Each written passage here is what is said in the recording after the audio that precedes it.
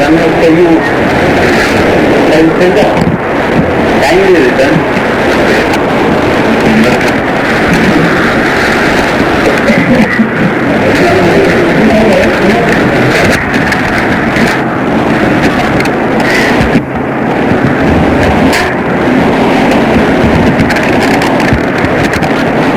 Yes, there are many aspects that are not very clear. So last time we had raised a number of questions. I am trying to answer them today. The first question is, what is the difference between the outer man and the inner man? Normally, people jump to the conclusion that the outer man is the physical man and the inner man is the soul. It is not as simple as that. There is the outer man, that is, there is the outer man, the inner man and the spiritual man. The outer or physical or cellular or secondary. The inner or astral or molecular or primary. The beams and pillars of a construction form the inner, and the walls and doors and windows form the outer. The outer is visible, but the inner is supporting the outer and is not seen. If beams or pillars give way, the outer falls to the ground. Similarly, your psychic body or your astral body or your inner body is not normally seen. And so we presume it does not even exist. And just as the pillars and the beams are very important for the structure, so is this inner man, the psychic man, more important than the outer man. If by any chance, without your knowledge, for a moment, were this inner man to separate from the outer man, you will fall unconscious on the ground. You cannot support yourself.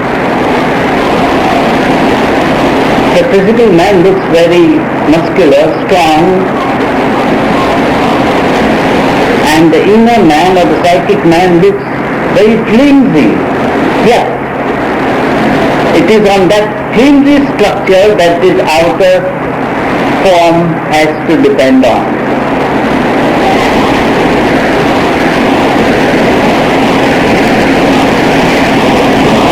This inner man is called the primary man, and the outer physical man is called the secondary man, because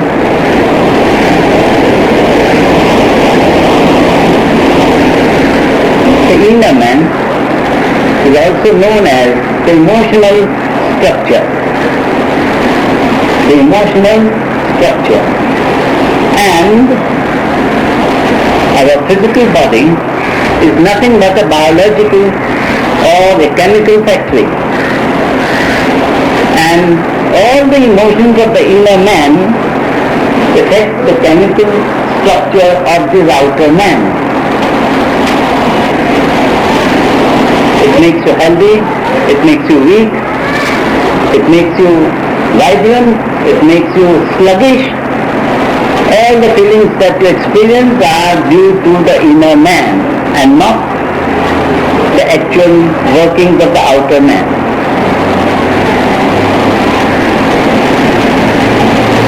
This inner man is not the soul, because the sutras very clearly call the soul as Ishvara, call the soul as spiritual man,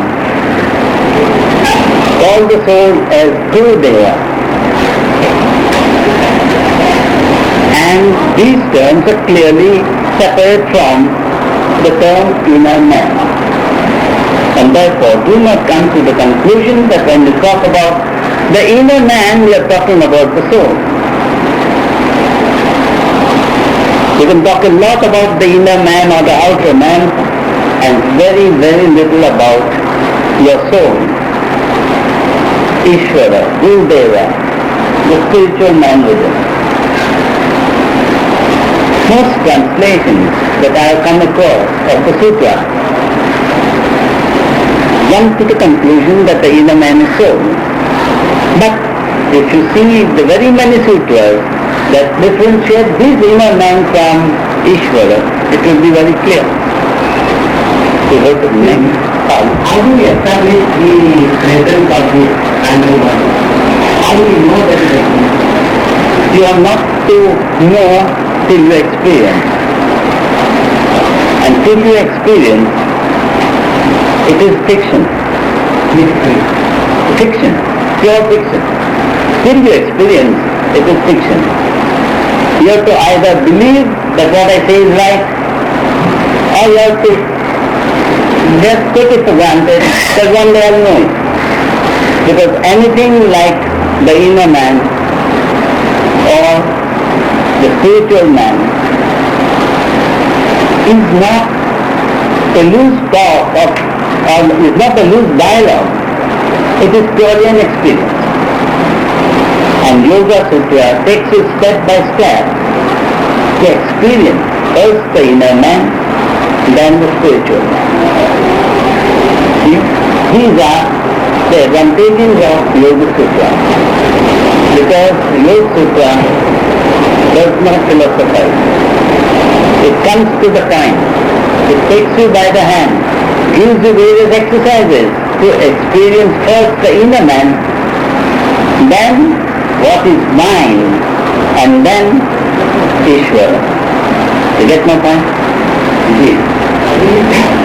Are we not experiencing this inner man? This is the emotional structure. When the reflection of their inner man is experienced by us as fear, as compassion, or anger, or jealousy, or love, and so forth. Then these are also feelings. In a way, it not comes to the primary body, or at least it is chemical or cellular reflection. In summer at about 5:30 in the morning when you see some light, you presume sun is going to rise. You have not seen the sun. So, because it's an emotional body, you presume that these two emotions also mean the presence of the inner man. But modern science has not separated the outer man from the inner man yet. And therefore, all the emotions that you experience are put on to the brain, the psychological aspect of the brain. So, in a way, there is no clear-cut proof that there is an outer man or there is an inner man. But, as I said, Yoga Sutras are not philosophy. By certain steady steps, one after the other, you will come to a phase when you will experience the separation of the inner man from the outer man, and consciously, not by accident. Then we will have no further argument as to what an inner man is and what an outer man is. When we experience the feeling, is it a function of the cellular body or is it a reflection of the external? From yoga point of view, inner man, from scientific point of view, psychic experience. Because, as I said, science is not separated the inner man from the outer man. I'm not going to separate. I'm saying that there is a feeling that we have, that comes from fear. There is a physiological component. Now, in this experience of fear, some way of contact with the inner man, because it is emotional body, and this is also when we explain the past memory pattern, there will be in the brain.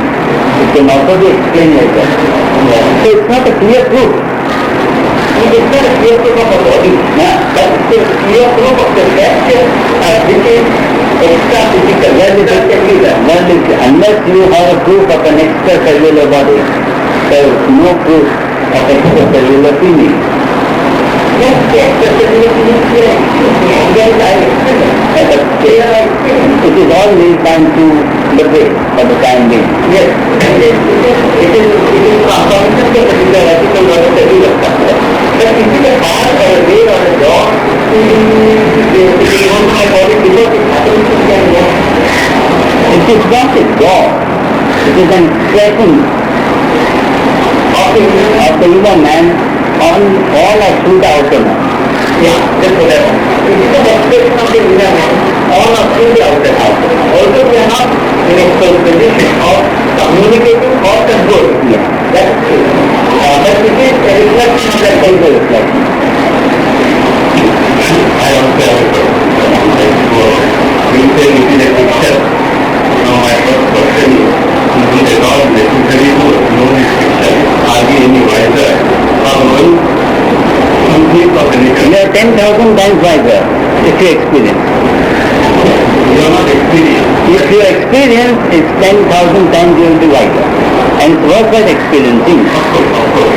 It is worthwhile. But as present, you say, it is fiction. Fiction because you are not experienced. So, is it worthwhile to know it at all? Because the reason I ask is because only fictions are available. One more. So, if the whole thing degenerates into that delightful controversy in the Middle Ages in Europe, how many angels can sit on green bed? It is equivalent to that today. And second thing is there really a primary or secondary? It is not a continuum. Nobody has seen one without the other. Not nobody, many have seen. It is not a continuum. It is not a continuum. That is why I said, till you experience, put it as fiction, forget it.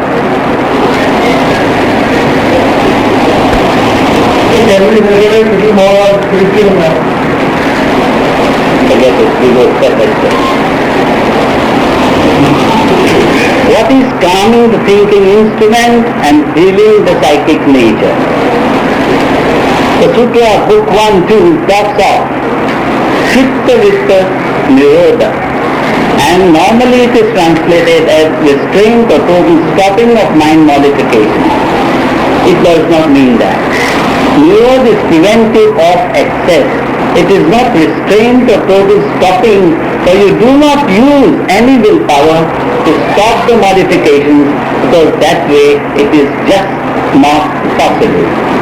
The inner man, if primary, surely must be having certain influence on the thinking instrument. And so before the calming of the thinking instrument, we must first think of the healing of the inner man. The psychic is astral, and being far more sensitive than the physical is hurt much more. And so healing of the psychic nature is to be included in the translation if the translator has experience of higher yoga. You see, in the sutra we are talking about calming of the thinking instrument and healing of the psychic nature. The inner man is also treated as psychic nature, the psychic body, the psychic nature. As we just discussed, all the emotions are of the primary, of the astral body. And the astral body, being far more sensitive, is hurt, as if there are scars. Just as we have scars on our body, mere emotions give scars to the astral body. And therefore, the astral body has to be healed first. And as it is healed, the thinking instrument becomes calm. Because as I just have a talk with you, it has a direct effect on and through the physical body, the brain-body system. And therefore, calming of this brain depends upon healing of the astral body. You have been given refining exercises. The purpose of these refining exercises is to dissolve the granthis, the emotional granthis, the scars that are on the astral body, the primary body, the more sensitive body. if simultaneously you do not heal the primary body, all your efforts to calm your thinking instrument will fail. And therefore, both the works have to be taken in hand. The healing of the psychic body and the calming of the thinking instinct.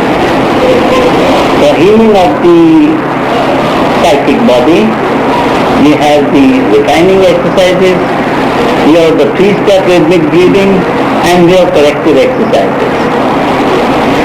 That is for healing the psychic nature or healing the psychic body. Unless you do that, you may attempt for an eternity to calm your thinking instrument, and it cannot be done. If the astral body is in a turmoil, physical brain can never be calm. And that is why both must go together.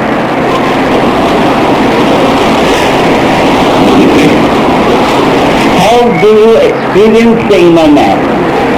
At first, you know as and when you see a little brightness that the sun is now going to rise. Experience follows concept. If there be efforts to experience from the start of concept to the knowing to experience which will be understood. When thinking instrument and outer man and inner man both are in great agitation, it is impossible to experience the inner man. First things first, we calm the thinking instrument and heal the psychic nature.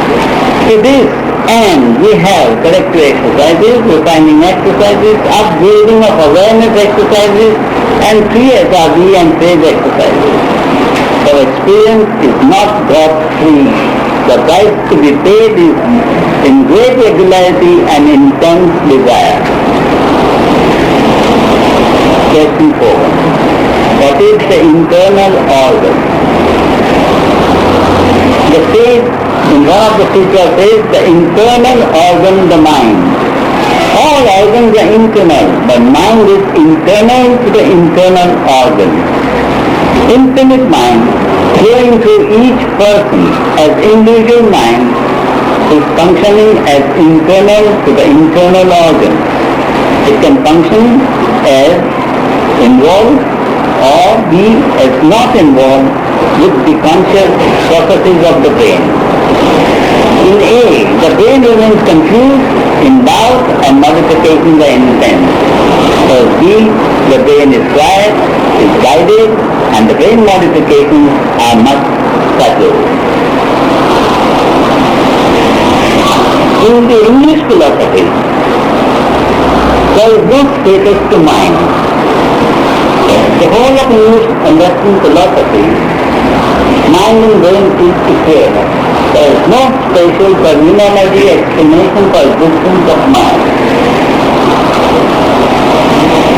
In the Indian philosophy, at places, mind is given the place of an organ, a very sensitive internal organ.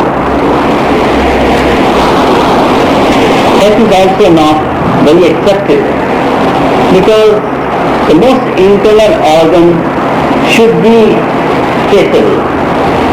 As every other organ of the body is traceable, and therefore I will not call it also, accept it as mere organ. Mind is, the individual mind is a part and parcel of the infinite mind. Just as every breath of ours in the lungs is part and parcel of the atmosphere. We say, my breath is short, I am feeling restless. Breath is not something we have, we possess. It is the outer atmosphere that comes in and goes out. Brain is something you possess. But mind is not something you possess. It comes in and plays away. And if it does not do that, we cannot exist. Because awareness is brought about by the presence of mind. The infinite mind that flows to us as part of us, as individual mind, gives the awareness that we need. Otherwise, all life will be without awareness if there is no mind, the flowing infinite mind. But yesterday's atmosphere, however clean, when it enters the lungs of a TB patient, becomes polluted. So the flowing mind, due to the structure of each individual, is polluted to that extent. And when polluted, it loses its original beauty, that of infinite mind, the all-knowing infinite mind, and being polluted and becoming secondary in its formation and function to the brain, our brain remains as much confused as ever. So, the flowing mind, the infinite mind, is not allowed to pollute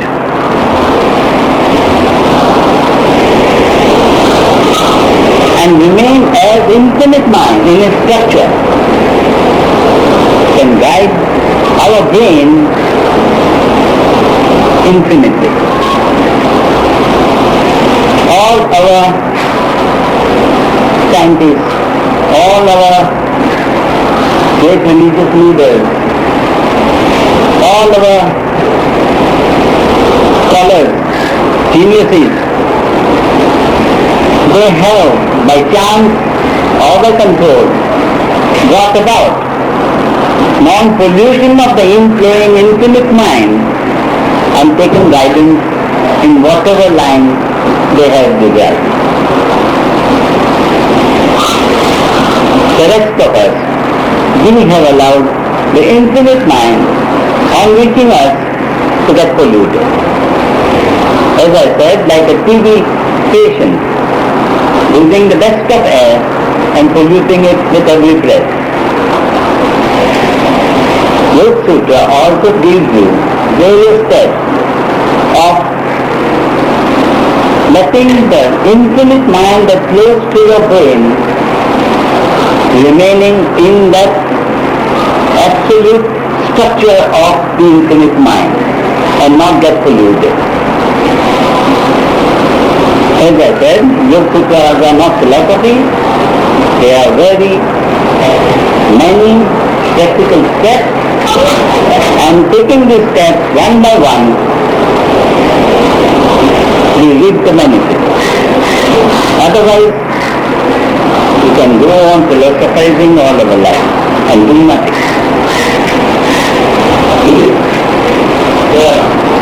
The exercise is suggested for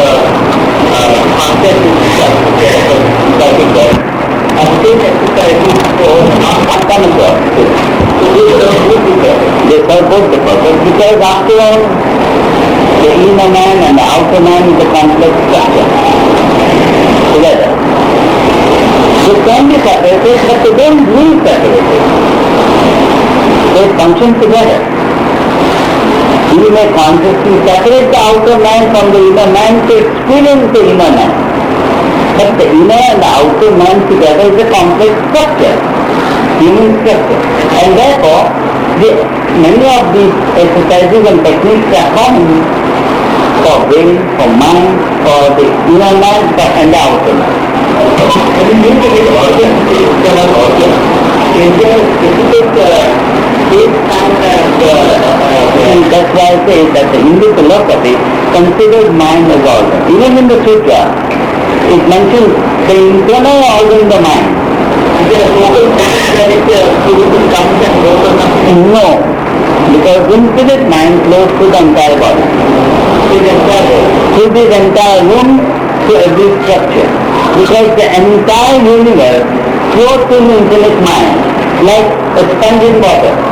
The water is around and through the sponge. It can penetrate the most opaque structure. It is not silent area. No. It has no penetrate area. The infinite mind is able to penetrate anything. And whatever that can function like a brain can have intercommunication. Get that? Whole body brain structure acts as a brain. Whole body brain structure acts as a brain. Because this is not the only brain in our body. There are very many minor brains throughout the body, and as and when the infinite mind, or always when the infinite mind flows to our entire body, each brain is able to have intercommunication provided it is vibrant, it is alive. If it is dormant, nothing can happen. Can you go to work the brain also? Can? If the brain structure is not available. Yeah. Can you work the valve, the feeling, there is no brain, but they serve the function of support. So that infinite mind, can it work without this brain? It cannot work because it doesn't want to work. It has no object to work. It is the force that makes everyone work. It is a catalyst. Have you ever understood the meaning of catalyst? Catalyst is an element that has to be present in whose presence the other elements can function. It does not directly function. Infinite mind is a catalyst. And the same, therefore, definition must go to infinite mind. Being a catalyst, other elements can work in its presence. It does not work itself. You get that clear. Infinite mind is a catalyst. And when you have catalyst in your mind, you must strictly observe it does not involve itself. If it does and ceases to be a catalyst, it's useless. Get my point clearly. So don't mix up. You understand now? If your question is right, you are in confusion. If you are not in confusion, the question is wrong.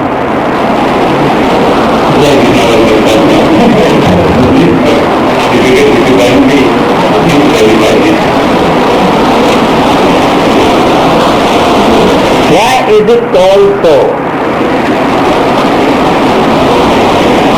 There is no sensitive definition of mind that we have come across, especially in the philosophy of the West. Even Indian writers are not clear regarding mind and the difference between infinite and individual mind. To understand yoga requires that we fully and properly understand what mind is and how it functions and how best we should be in communication with it. Every life, whether on earth or in the universe, is able to function because it has some little to infinite awareness. A human being has more awareness than an animal, and so forth. All life does show presence of awareness. If the body is lying in bed and shows no presence of awareness, we call it vegetable. We call it the body is in coma. Because it does not show signs of awareness. Signs of awareness could be very primitive. Mere movement, mere sound can be signs of awareness. As awareness becomes of a higher grade, we show subtle signs of awareness. A human being very much appears like an animal in many ways, as long as the standard of awareness does not go higher. An animal is content to show signs of awareness by being angry, by being happy, by being hungry, by being satisfied, and that is what we all do. So on the level of awareness, a common human being is is hardly superior to an average animal.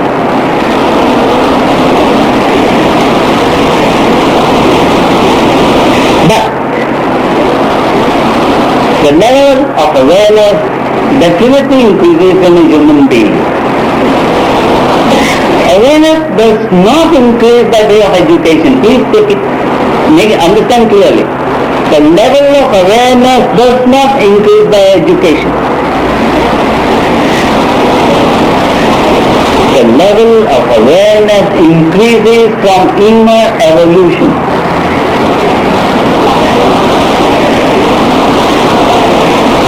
All the college categories all over the world put together give us civilization.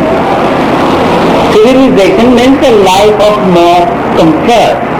It does not give us a life of higher awareness. It does not improve our inner evolution. One day we kill with a knife, the next day we kill with a gun, today we kill with a distant projectile, thousands of kilometers away. That is not evolution, that is civilization. You put all your techniques together and show how much you know. You have not raised your awareness and shown the world how to live. India, 5,000 years ago, broke away from the rest of the world and raised to high level of awareness and gave to the world all the steps needed towards inner evolution.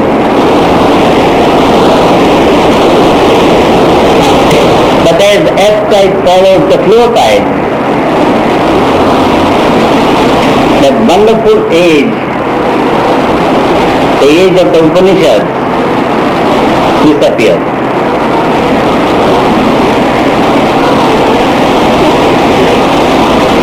Because man, the human structure is lazy. By itself, the human structure is lazy. Inertia of body and mind. And inertia of body and mind always prevails. You might throw a stone at great velocity, its internal inertia will bring it to a stop. The great tamas, as we call it in our language, the tamas, the internal inertia of body and brain, can undo the best of things. We have only therefore here and there some written statement of what it was once achieved. Today, as we read, it sounds like fiction. Whether we should appreciate this fiction, whether we should not do anything with it, I don't know. It depends upon individual. Whether your own inertia of body and mind will prevent you from going forward. That is why in the sutra, amongst the great obstacles, the first to be counted is inertia of body and mind. And inertia of body and mind is called avidya. Darkness, ignorance, knowing full well that if you do this, you will be a better person. Yet, I'll do it tomorrow. And tomorrow you say, I'll do it tomorrow. And endlessly the tomorrows come and go. That is body and brain inertia. Okay? To overcome this body and brain inertia, there is only one way. That way is to increase awareness. And that is why we have got 5 techniques of upgrading awareness. When awareness is upgraded, inertia lessens in body and mind.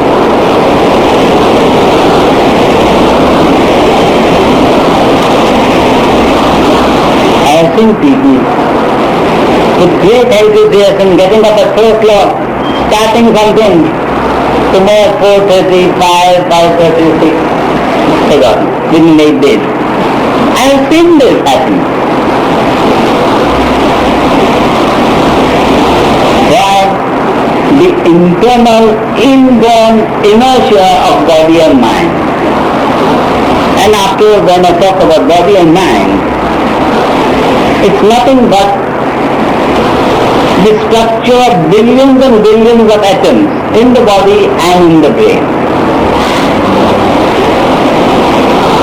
You compare that with the humanity on earth. There are 5 billion human beings on earth. And there may be even more, many more billion cells in our body brain structure. A handful are industrious. A handful are genius. They show us the way forward among humanity. And the rest, you get up in the morning, sleep at night, and the story continues day after day after day after. With no gain inside. Because internal inertia, you find no time. If I ask you, give me an account of 24 hours, I challenge every one of you, you will find it difficult to fill up those 24 hours. And yet you have no time every day. Where it goes, you and God alone know. And if you honestly wake up your 24 hours, you won't know how to fill them up. There will be at least 3, 4, 5 hours you can't account for. And yet we have no time. We have no useful half an hour or 1 hour for our internal progress.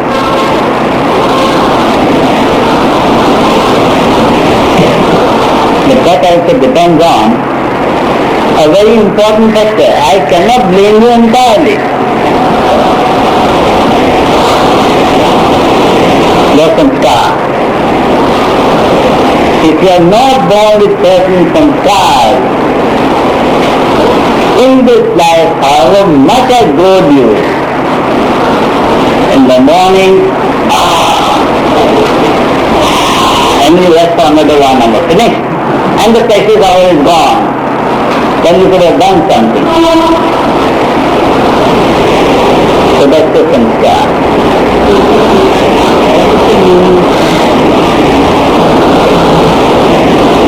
If I usually translate it, it is being the destiny with which you are born. That it is. But destiny not by way of events in life, but by way of structure of a body and mind. The structure of body and mind is also samskar, not only the events of life.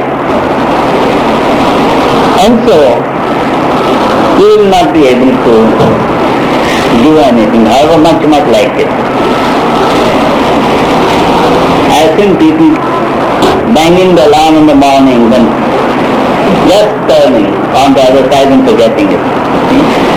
I don't blame you. You see, it is a natural weakness of body and mind. If you don't overcome this life, will you be able to do the next? You have a minimum of 20 eternities. Take your time. Then you want to wake up. You have got a minimum of 20 eternities. Make up your mind, then you will get up in the next eternity or in the 19th eternity. Take your time. What you cannot do today, it will be difficult to do tomorrow. And much more difficult day after tomorrow. But it's useless forcing you or anyone, because as I said, if samskar is not at the back of you, he will not feel. In the way as you define samskar, it appears I am not responsible.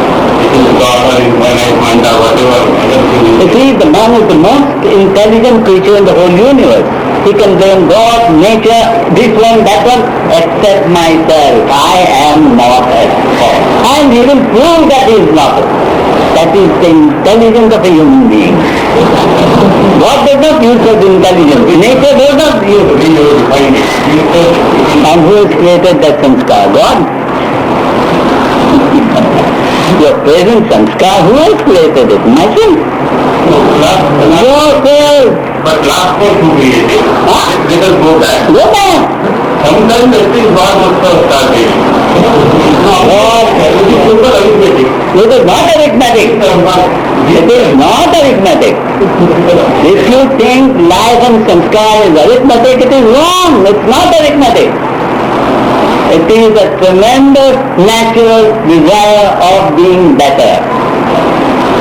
There is no arithmetic here.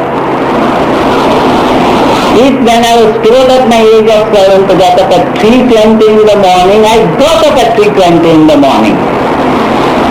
And that it ended. No, but God has given you. God has given me, God has given me an ounce, not more than what He has given you. God is not one-sided. He doesn't care for somebody more and somebody less. He has given you exactly what He has given me. If you have not made use of it, you know the story of the coins in the Bible. All were given equal number of coins. Some made them more and some made them less, meaning that all are given the same number of goodness in them. Whether they want to change goodness into badness. Sanskar meaning what? Whatever you create for yourself. God doesn't create for you, nature doesn't create for you, he or she doesn't create for you. So I created because I don't have good samskar. You created something well because you have good samskar. You have to wake up once and do. If you don't wake up once and do, no use arguing about it. No amount of argument will save you. Do it is the only word on this path. Philosophy is zero. I tell you, you have 20 eternities to decide when to wake up. I am not pushing you. Take your time.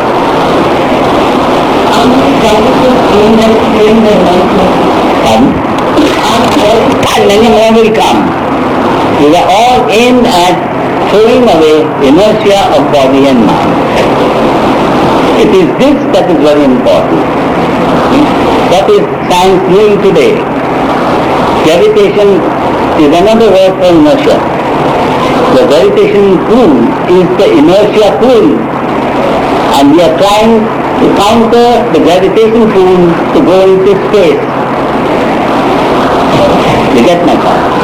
Space is higher awareness. If we put it that way, we have to counter the gravitational pull. That means the pull of inertia to go into space. That means into higher evolution. You get my point? These are all the practices aimed at all these things. But man will always blame someone, never himself. What is proper, improper use of the element mind? The improper use is universal. Education of any sort does not educate one in the proper use of mind. This subject of mind and proper and improper use of mind is the most important subject to understand and practice. It is a vast subject.